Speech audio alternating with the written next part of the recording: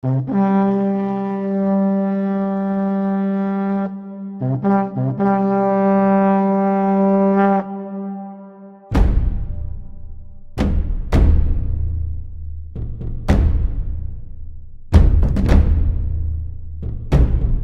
and Abolition, a journal of slave and post-slave studies.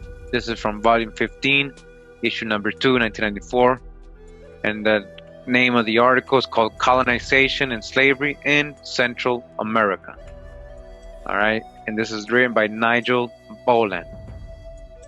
So it says here, in the development of the Atlantic world after 1492, Central America was always a peripheral, as it remains today.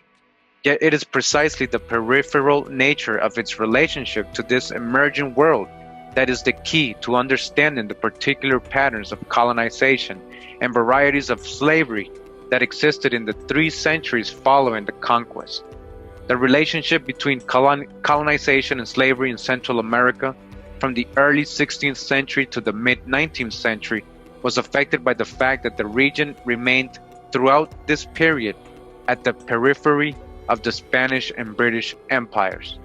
The demand for labor in the early Spanish settlements of Hispaniola, Cuba, Panama, and Peru resulted in a large-scale Indian slave trade in Central America in the second quarter of the 16th century. So they were grabbing all these indigenous people from Central America to fill the demand for slave labor in those islands and those parts of their colonies like Panama and Peru.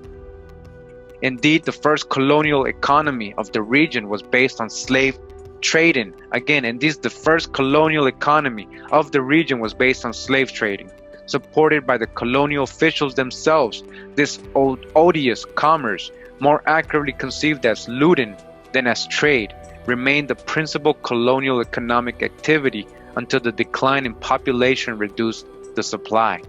The export of as many as 500,000 enslaved Indians, 500,000 enslaved Indians prior to 1550 contributed to the rapid and severe depopulation of Central America in the 16th century. Again, the export, listen to this, my people, please.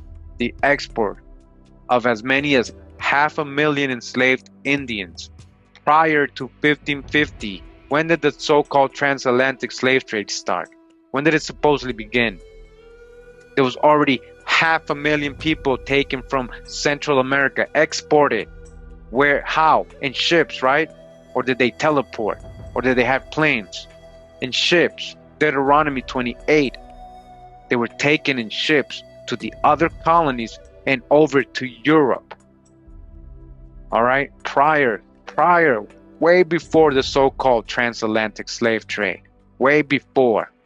All right, this helped severely depopulate Central America in the 16th century. All right, Indian slavery, and where they get sent to the West Indies, West Africa, Europe. Subsequent demands for labor, particularly by British woodcutters, interloping in Spanish territory in the 18th century, depended on the import of slaves of African origin, chiefly via West Indian markets.